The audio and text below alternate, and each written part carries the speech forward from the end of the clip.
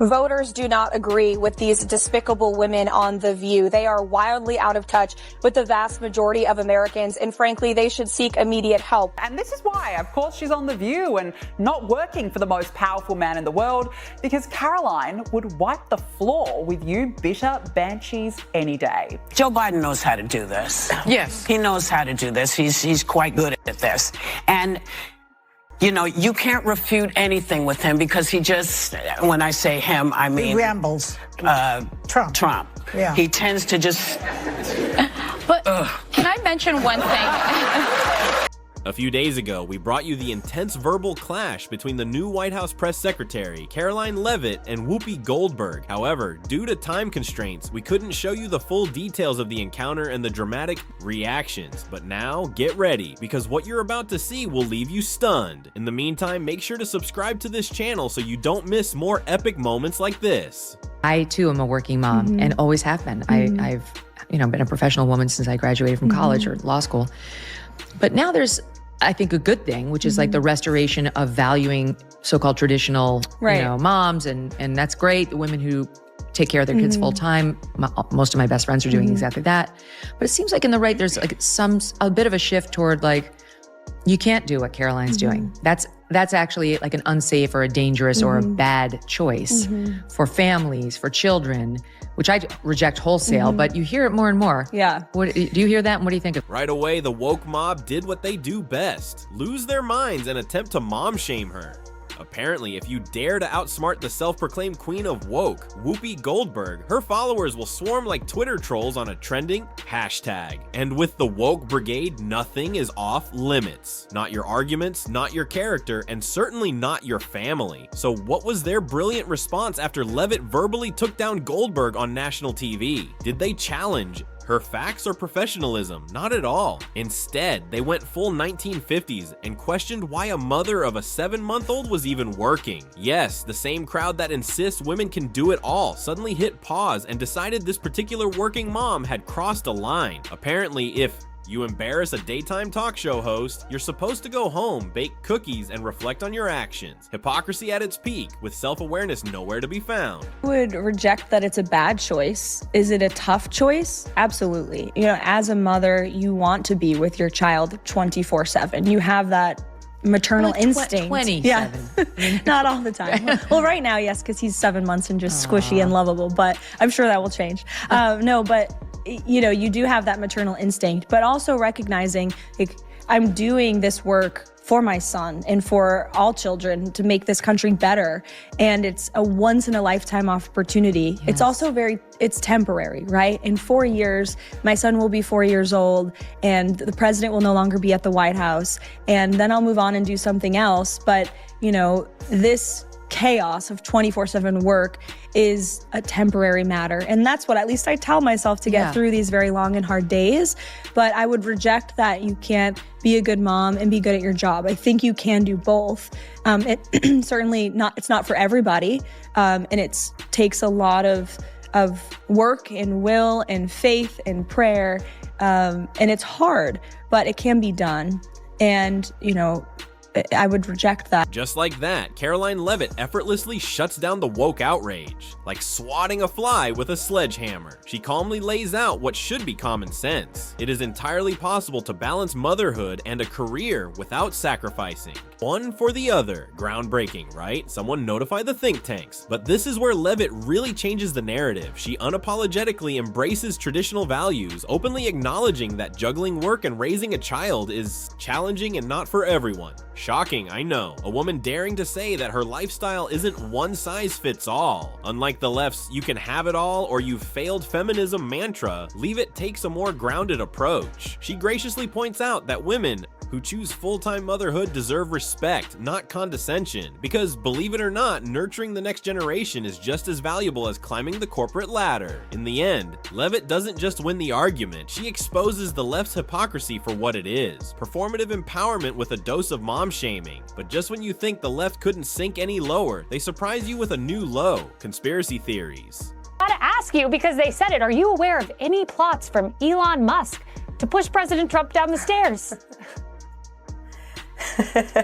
Absolutely not. Let me be unequivocally clear about that. And watching this clip, I couldn't help but think how ironic that Whoopi Goldberg and Joy Behar and the rest of the ladies on The View spend their time calling Republicans the conspiracy theorists. But they have been wrong about everything they have said over the last couple of years. They likened President Trump to Hitler. They have mocked him. They have shamed him. They have lied about him consistently on their show. And it was a joy to watch them on November the 6th when they realized that tens of millions of Americans do not listen to the lies that they have spewed. These women are completely out of touch with reality. Yes, you heard that right. The left, the self-proclaimed champions of facts, evidence, and logic, have officially traded their science is real yard signs for tinfoil hats. They've sunk to the level of low-budget conspiracy theorists you'd expect to see ranting on a street corner with a cardboard sign. And their latest mind-blowing theory? Brace yourself for this one. Apparently Elon Musk, the guy busy launching rockets and revolutionizing transportation, has secretly devised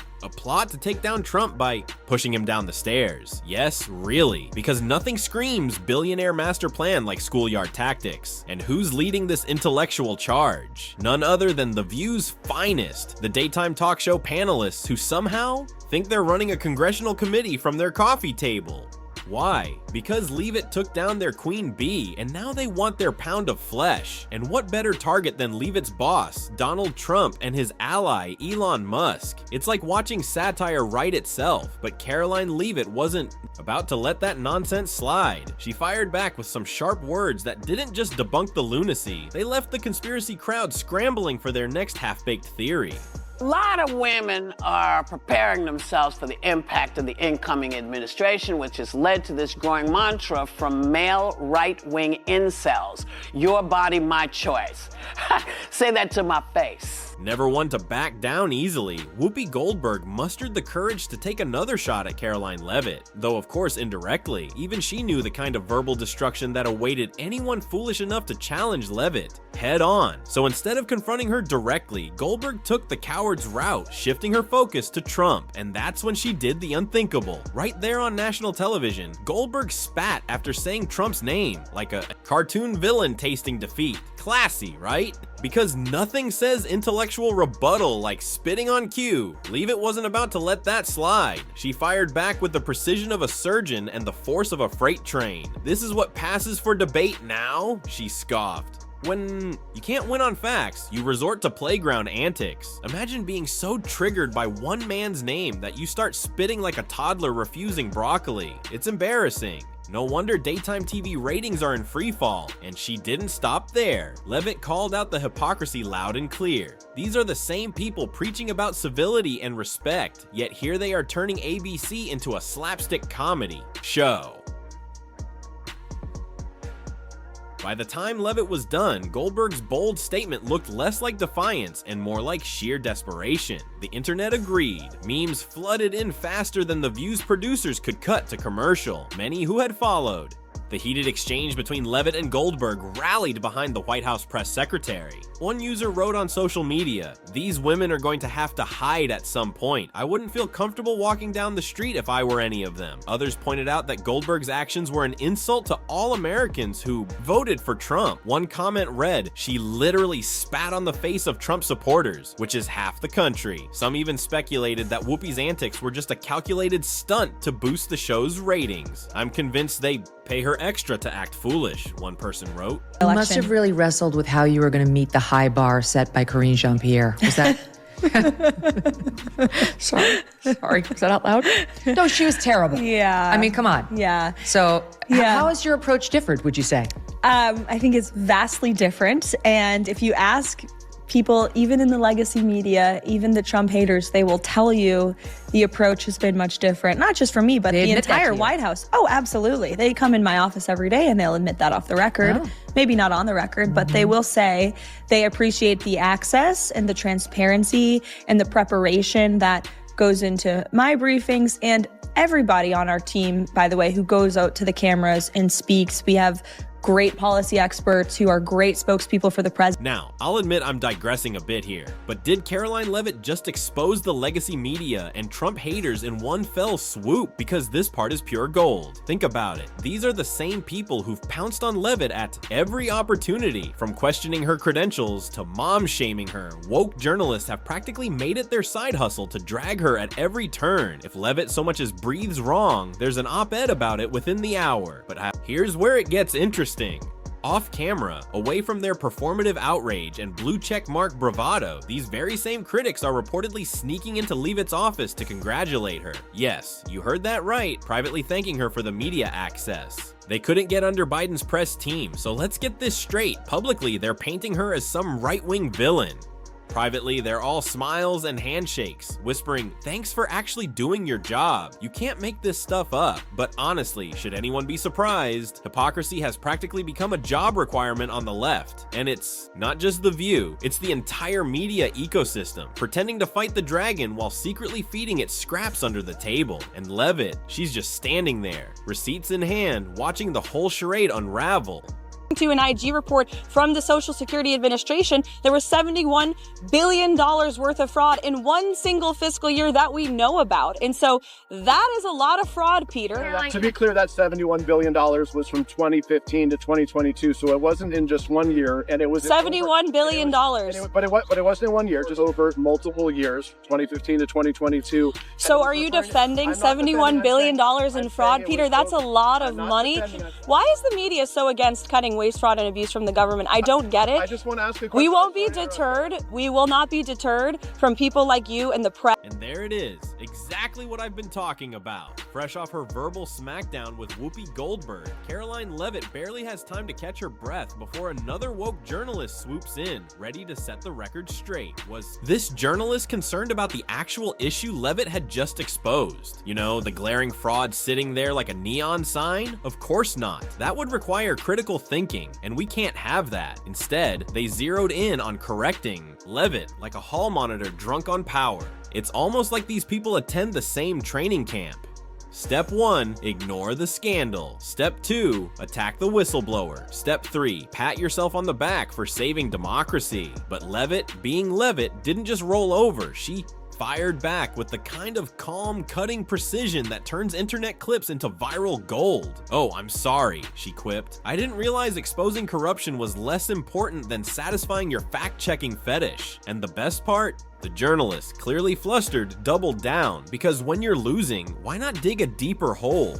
They kept pressing, nitpicking words while completely ignoring the elephant tap dancing in the room. By the time Leavitt was done, it wasn't just a debate, it was a demolition. The journalist walked away looking less like a truth seeker and more like an unpaid PR rep for the very fraud Leavitt had exposed. Which left me wondering, how exactly does Leavitt prepare to face the press? Because she seems to have her finger on the pulse of almost every issue. Take a listen.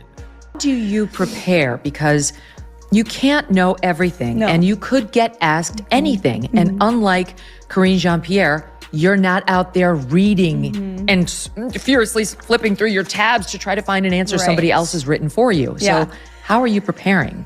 So I did prepare a binder for the first briefing. My great assistant, Keegan, put it together. And then I showed up to work, and it was like this thick. And I was like, I can't even move this. I can't use this. It was too cumbersome for my brain and the way I learn and think and study to have that. It felt like added weight.